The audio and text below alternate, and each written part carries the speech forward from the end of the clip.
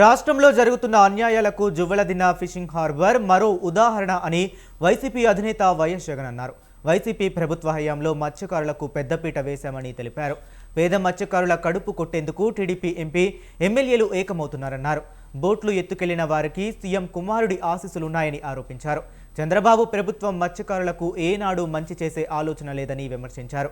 వారికి మేలు చేయకపోగా పొట్టపై తన్నుతున్నారని సంచలన ఆరోపణలు చేశారు. జువ్వలదిన్న నుంచి మత్స్యకారులను తరిమేందుకు కుట్రలు జరుగుతున్నాయని పైరయ్యారు. కుట్రబన్ని ఒకరితో ఒకరు మాట్లాడుకొని నారా లోకేష్ అనే వ్యక్తి ఇప్పుడు మార్చి 12వ తారీఖున ఇటుకు వస్తాడు. మార్చి 16వ తారీఖున ఈ బోట్లు ఇక్కడ నుంచి పోతాయి. అంటే మత్స్యకారుల మీద కడుపు మీద కొట్టడం కోసం ఏకంగా ఇంతమంది దొంగలు, ఇంతమంది పెద్ద పెద్ద దొంగలు, ఒకరు ముఖ్యమంత్రి కొడుకు, ఒకడు ఎంపీ, ఇంకొకడు ఎమ్మెల్యే, ఇంతమంది కలిసి ఎవరిని తన్నేది? చిన్న చిన్న పేదవాళ్ళైన మత్స్యకారులను తనడానికి, కడుపు మీద కొట్టడానికి ఇంతమంది ఏకమవుతారు.